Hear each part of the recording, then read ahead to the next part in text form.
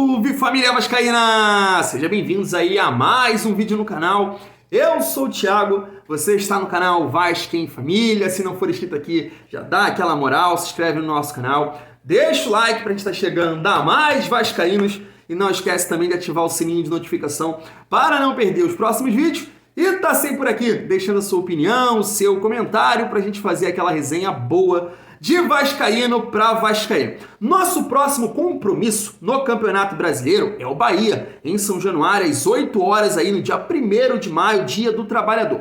Por esse motivo, eu quero trazer aqui o Matheus Barbaço. Ele tem o maior canal que cobre o Bahia aqui na plataforma do YouTube. E aí, após o jogo ali contra o Botafogo, o Bahia que vem de 2 derrotas, né? Perdeu na estreia aí pro RB Bragantino e perdeu pro Botafogo dentro de casa. E aí eu quero trazer esse desabafo aqui pra gente entender um pouco mais aí sobre o contexto que o Bahia vem encarar o Vasco aqui em São Januário, pontos interessantes que ele traz ali, né? Da fragilidade defensiva, de criar oportunidades e não concluir em gol. E é um ponto interessante para a gente debater aqui, porque muitas das colocações que ele coloca nesse momento lá no Bahia eram cobradas no Vasco antes desses 2 confrontos aí que o Vasco teve contra o Atlético Mineiro e contra o Palmeiras. É uma resenha maneira, você vai gostar. Trazer também aqui o jornalista Bruno Prado, que meio que resumiu o que eu penso do Vasco nesse momento aí, porque ele acha que o Vasco vai ser competitivo nesse Brasileirão e brigar por rebaixamento não é uma história que o Vasco vai ter que se preocupar nessa competição, segundo ele. Quero ver se vocês concordam aí também com o ponto de vista dele. Luiz Fabiano. Por que, Thiago, Luiz Fabiano? Luiz Fabiano, né, que passou no Vasco ali no final da sua carreira, teve muito destaque no São Paulo e, segundo ele, tem um time no futebol brasileiro atualmente que está jogando tanta bola que, se continuar assim, irmão, entrega todas as taças. E esse time está na sequência aí do nosso Vascão agora. O Vasco vai enfrentar no Campeonato Brasileiro. Quero ver se você concorda com ele. Antes, deixa eu trazer aqui o meu momento merchan. É isso, meu momento Neto, meu momento Milton Neves para falar da minha parceira, a 1xBet, está fechada aqui com o canal, uma casa de aposta com muita credibilidade no mercado, patrocina lá fora Barcelona, Chelsea, Liverpool, e eu vou deixar aqui o link no primeiro comentário fixado. Se você não conhece esse mercado de apostas, de fazer uma fezinha, chegou a hora. Vai aqui no link, vai estar dando uma moral pro Thiagão, vai estar no primeiro comentário fixado. Você já joga em outro, Thiagão, já tenho outra e tal, mas por causa de você, eu vou conhecer a 1xBet. Pô, vou agradecer demais. E por esse motivo a 1xBet tem o seguinte aqui pra galera que segue o canal. Se você chegar agora, fazer o seu cadastro, depositar 100, 50, 30, 200, 300, até R$1.200, a 1xBet vai dobrar em bônus para você, aumentando as suas chances aí de garantir, claro, aquele que bebe, né? Garantir o gelinho do final de semana. 1xBet fechada com o canal Vasco em Família. Esqueci de dizer que você vai ter que usar, fazendo o cadastro, depositando qualquer valor aí que eles vão dobrar em bônus, você tem que usar o cupom Vasco Família. Vai estar dando uma moral pro Thiagão. Deixa eu seguir o nosso vídeo. Eu tô sempre dando uma pincelada aí, né, nos adversários que o Vasco vai ter no Campeonato Brasileiro quando eles entram em campo. E aí na Copa do Brasil ontem, né, teve bastante partidas de times que o Vasco vai enfrentar nas próximas semanas, né? Vale a gente ressaltar aqui, né, que o Santos seguiu na competição, passou aí do Botafogo de São Paulo, usou o seu time titular, né, e ganhou por 1-0. Então é aquele ponto que a gente sempre está conversando aqui, né? O Santos está longe de ter um elenco ali de muitas possibilidades, de jogadores que possam ali suprir algum jogador do time titular. Não tem esse elenco, então a gente tem que ficar de olho. Vai ter um desgaste. O Santos já entrou com o time titular na Sul-Americana contra o Atlético Mineiro, então está tendo uma sequência, um desgaste, e o Vasco vai enfrentar o Santos provavelmente no Maracanã e tem que aproveitar disso. Não conseguiu aproveitar contra Atlético e Palmeiras, que tem times mais qualificados. Agora, contra o Santos, a gente tem que impor a nossa condição física, botar eles para correr, né? Um outro resultado aqui que me chama muito a atenção, e um time que a gente vai encarar também aí, é o Coritiba, né? O Coritiba saiu ontem pro Sport por 2-0 aí na Ilha do Retiro. Cara, e vou te dizer uma coisa. Cara, só um milagre não faz o Coritiba ser rebaixado. O time é muito fraco, cara. O time é muito limitado e é aquilo que a gente conversa aqui. Sei que o Vasco não tem time nesse momento para ganhar de qualquer adversário com facilidade, mas tem alguns times que o Vasco vai encarar que é uma pressão a mais para você somar 3 pontos. Porque se você quiser sonhar realmente com coisas grandes dentro da competição, esses adversários, cara, independente fora ou em casa, você tem que ganhar. Você tem que somar os pontos. Você vai ter adversários que você vai ter uma dificuldade maior, times mais qualificados, aí tudo bem. Agora, o Coritiba, que o Vasco vai encarar fora de casa aí, nessa sequência, né, que o Vasco pega aí Bahia, Fluminense, Coritiba, cara, todo respeito, eu sei que alguns vascaínos podem falar assim, Thiago, tá faltando humildade. Poxa, mas não dá pra pensar em não ganhar 3 pontos aí contra o Coritiba, pelo menos é a minha maneira de ver, porque eu assisti o jogo todo ontem, cara, tava ali lavando a minha loucinha, lava louça, tem que ajudar em casa, né, que senão, pô, tá com fome.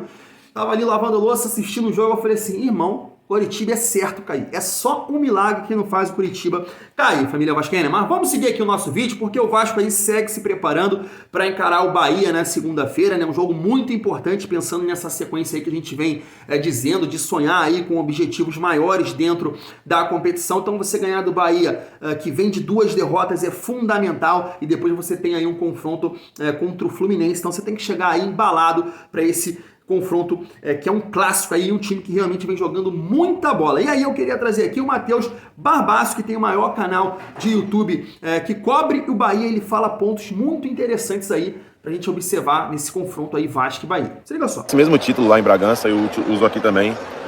A Série A não perdoa, cara. A Série A não perdoa. A tônica do jogo foi muito parecida. A diferença é que hoje o Bahia chutou mais a gol, criou mais, teve mais oportunidades e não soube aproveitar. Ainda quando o jogo estava 0-0, eu sei que agora é muito fácil falar, mas Ademir teve chances ali que Biel dificilmente perderia. O Bahia teve oportunidades que poderiam mudar completamente o cenário, o contexto da partida, e não soube aproveitar. Não soube aproveitar e isso culminou no que foi o jogo, na tônica do jogo. Oportunidades perdidas e outras diversas oportunidades cedidas. O primeiro gol, Chaves cedeu muito espaço, sistema defensivo completamente aberto. Segundo gol, da mesma forma.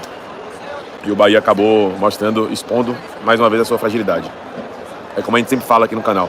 Nem sempre você está com 3 volantes, quer dizer que você está extremamente defensivo. Nem sempre você está com 3 zagueiros, quer dizer que você está extremamente defensivo. Nem sempre você está com 3 atacantes, quer dizer que você está extremamente ofensivo.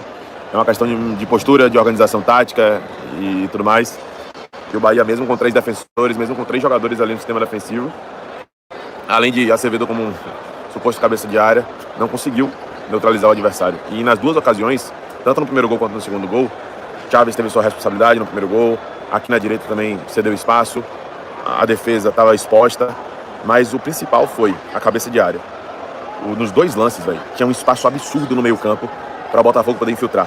Tinha um espaço absurdo no meio campo para o Botafogo chegar perto da área, ou chegar dentro da área e poder concluir com facilidade. Os 2 gols foram assim.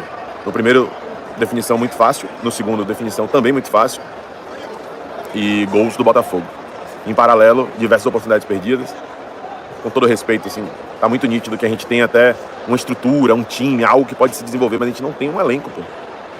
Eu não confio em Diego Rosa e Kaique hoje para poder entrar e decidir. Os jogadores prodígios do Manchester City, jogadores foram observados pelo City ainda muito novos e tal. Eu não confio neles para poder entrar e resolver. No Botafogo entra a Segovia, entra a Tietê, entram jogadores que mudam a dinâmica do jogo, mudam o panorama da partida, que entregam muito fisicamente, conseguem corresponder, ter explosão, ter velocidade, dar dinâmica. E do lado do Bahia entra Kaique e Diego Rosa. E Arthur Salles. 3 jogadores não experimentados, pouquíssimo experimentados, que não conseguem dar nenhum tipo de profundidade, nenhum tipo de dinâmica, nenhum tipo de imposição, que possa, de certa forma, encurralar e dificultar a vida do adversário. Sabe? Então, a Série A cobra, velho. A Série A não perdoa. Isso daí é um fato. A Série A não perdoa. Não perdoa. Se você vacilar, você vai se dar mal.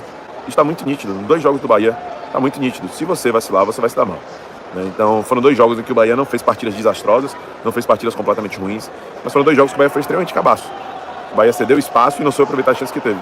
No final das contas, deu no que deu. As oportunidades que o Botafogo teve, conseguiu aproveitar. As oportunidades que o Bragantino teve, conseguiu aproveitar. E as oportunidades que a gente teve, a gente não conseguiu aproveitar. Ah, Barbaça, só na segunda rodada da Série A é terra arrasada. Não, não é terra arrasada.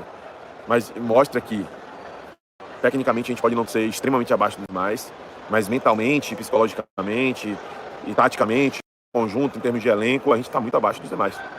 E isso é preocupante. O Botafogo é um time que tende a disputar a mesma coisa que a gente no campeonato. O Bragantino é um time que tende a buscar e brigar pela mesma coisa que a gente no campeonato. E 2 confrontos como esse, a gente teve derrotas, revés, a gente perdeu. E perdeu em vacilos individuais. Não vou falar que a gente perdeu pra gente mesmo, porque no final das contas isso acaba até menosprezando o nível do adversário que teve o mérito e conseguiu os resultados positivos. Mas a gente vacilou demais e pediu pra ser derrotado, pediu pra perder. Cara, é difícil. E o resumo é esse. A Série A definitivamente não perdoa. Tá aí, né? 2 pontos que eu quero destacar, porque eu assisti o jogo todo também do Bahia contra o Botafogo, né?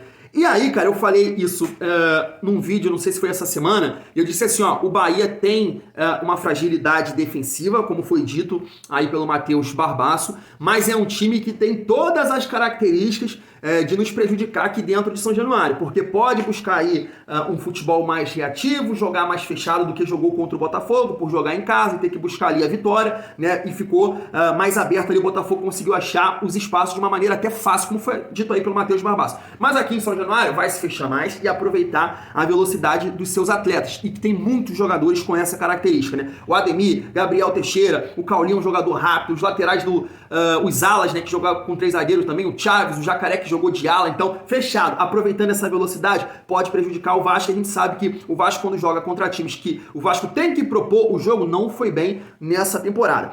Agora, um outro ponto que ele cita aí é a questão dos jogadores do Bahia não terem aquele peso para definirem uma partida, decidirem uma partida, e a gente sabe que a gente entrou ainda nesse momento em vários debates assim nos meios do vascaíno, né? Porque o Vasco teve diversas partidas esse ano que teve as oportunidades e não conseguiu definir. Foi contra o Fluminense, que o Vasco perdeu por 2-0, mandou na partida e não conseguiu ganhar. Foi também na semifinal aí contra o Flamengo, onde o Vasco teve diversas oportunidades e não conseguiu decidir ali a partida. Então o Bahia está vivendo esse momento lá de jogadores jovens, de qualidade, mas que podem sentir o peso aí da Série A. Mas aí o negócio é o seguinte, eu quero trazer aqui o Bruno Prado, porque dentro dessa resenha nossa ele coloca pontos interessantes aí da montagem do elenco do Vasco. Vê se você concorda, se liga só.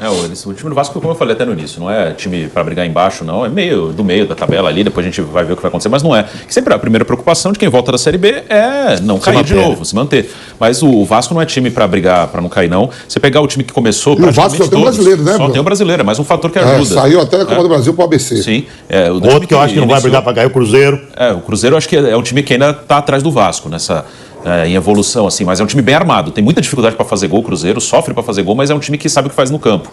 O Vasco, acho que ele é mais talentoso que o Cruzeiro. O Vasco tem jogadores melhores. Se pegar o time que começou hoje, quase todos foram contratados esse ano, né? O Vasco agora tem virou SAF, tem investimento, tem dinheiro para contratar, e ele tirou jogadores dos outros, né? Ele tirou, aí você pode gostar ou não do jogador, é outra discussão, mas ele foi lá e comprou o Léo do São Paulo, ele comprou o Piton do Corinthians, ele comprou o Jair do Atlético, sim, fez no segundo gol. Então ele comprou jogadores de outros times de Série A, tirou um do São Paulo, um do Corinthians e um do Atlético Mineiro. Jair foi campeão brasileiro como titular do Atlético. Aí tem o Peck, que é um garoto, que é da base, depois entrou o Figueiredo, também da base. O Pedro Raul, ano passado, brigou pela artilharia do campeonato, ele foi lá e pegou do Goiás. Então, esse Peck é bom, hein? O Pumita Rodrigues estava na Copa do Mundo pelo Uruguai, ele era reserva, acho que ele não entrou em nenhum jogo, mas estava entre os 26 do Uruguai na Copa, também foi contratado esse ano. Então mudou o nível, né? O Vasco comprou jogadores que de Série A, outros sul-americanos, como o Pumita Rodrigues, jogador de seleção uruguaia, então é outro nível de time. Aí tem a parte coletiva, de encaixar, de jogar, de ganhar confiança, mas o nível do time é um nível de time de Série A, não é mais aquele time de Série B que sobe, desce, é um outro nível de time. Tá aí, cara, tudo pode acontecer no futebol. Posso falar aqui uma coisa e acontecer totalmente ao contrário, e a galera, tá vendo, te avisei, não sei o quê. Mas assim, eu não entrei no Campeonato Brasileiro imaginando que o Vasco vai brigar pra não cair. Eu acho assim, se você pegar o histórico do Vasco, no Campeonato Brasileiro, todos os rebaixamentos, o Vasco tinha time sim pra cair. O Vasco tinha time para cair. Por quê? Eram jogadores que não estavam acostumados a jogar em time grande, ou jogadores que tiveram uma carreira consolidada, mas que estavam no péssimo momento e o Vasco era o último time grande da carreira. Eles chegavam no Vasco ou iam para time pequeno, ou paravam, era uma situação dessa. E aí o Vasco tinha times que realmente tinham que disputar ali para não cair, ou acabavam sendo rebaixados. Nesses 4 rebaixamentos aí, que na história do Vasco, eu acho, na minha opinião, pelo menos uma visão minha, que o Vasco tinha time sim pra cair. E aí eu passo agora pra esse ano, e aí é um debate que a gente teve aí num passado recente, agora esse ano ainda, digo, eu falando, cara, eu não acho que o Vasco tem time pra cair, mesmo jogando tão mal assim contra o ABC e tudo mais, justamente pelo que o Bruno Prado falou, né? Porque o Vasco contratou o Jair, contratou o Léo, contratou o Piton, o Pedro Raul, que fez uma grande temporada no ano passado. Então, jogadores mais cascudos ou jogadores jovens que já disputaram essa competição por algum time grande. E isso passava mais confiança, né? Me passava mais confiança nesse sentido que eu falei, pô, cara, esse time dá pra entregar mais. Mostrou muito recurso nesses 2 confrontos aí contra o Atlético Mineiro e o Palmeiras. Claro, a gente tem que pontuar, tem que parar de sofrer tanto, tem alguns ajustes a fazer, mas, mano, o Vasco mostrou futebol. determinados momentos da partida, o Vasco pressionou sim o Palmeiras, criando oportunidades contra o Galo também. Então o Vasco tem um caminho. Agora chegou o momento da gente ver nessa sequência de jogos aí, contra Bahia, Curitiba, Santos, São Paulo, aonde o Vasco vai ter que, em algumas ocasiões, propor mais o jogo e não sofrer como sofreu diante de Galo e também de Palmeiras. E aí, para finalizar o nosso vídeo, a gente encara o Fluminense. Depois aí do Bahia, e o Fluminense vive um excelente momento, sem sombra de dúvida, vem jogando muita bola. Mas o Luiz Fabiano, no programa da ESPN ontem, largou essa aqui. E aí, vascaíno, será? Vamos lá. Se tiver elenco para conseguir suportar todos os campeonatos e continuar jogando do jeito que está jogando, eu acho que pode dar todas as taças para o Fluminense, porque hoje é o melhor futebol do Brasil, né? É o melhor, o mais vistoso, que faz mais gol. E aí eu já te passo a pergunta, vascaíno, tá com medo aí do momento do Fluminense? O que é que você acha? O Vasco tem condições de encarar eles de igual para igual? Não é isso aí que o Luiz Fabiano tá falando, pode entregar a taça? Ele quer dizer o quê, ó? Vai passar o carro por cima de todo mundo. E cara, eu mantenho o meu discurso. O Vasco tem totais condições de ganhar do Fluminense. Vive um bom momento, mas eu acho que o Barbieri é um cara inteligente, que vai analisar o Fluminense, o trabalho ali do Diniz, a maneira que ele gosta de jogar. Eu venho falando aqui, apesar do Fluminense ser um time que está bem consolidado defensivamente, porque é um time que fica muito com a bola, ataca bastante, mas eu não tô vendo aí os adversários tentar aproveitar algumas carências que o Fluminense tem na parte defensiva, que na minha opinião é aqui, ó, o lado direito, como o Vasco aproveitou contra o Palmeiras. O Vasco aproveitou muito. E eu falava isso aqui, ó, o lado direito do Palmeiras tem deficiências. Colocou ali um jovem jogador, mas se fosse o Marcos Rocha, o Vasco também poderia aproveitar. E é o caso do Samuel Xavier também. Então, jogar com uma certa velocidade, no contra-ataque, não sofrer tanto como sofreu contra o Galo, contra o Palmeiras, aproveitar a característica do Pedro Raul, que é um atacante que, cara, é difícil de marcar. Vai ser difícil de marcar pelo Nino, pro Felipe Melo. Eu tô confiante, cara. Eu tô confiante. Mesmo eles vivendo esse bom momento aí, acho que o Vasco tem sim time e tá vivendo um momento interessante pra ganhar do Fluminense. Me conta aí o que você acha. Eu vou ficando por aqui. Tamo junto. E é muito bom ser Vasco.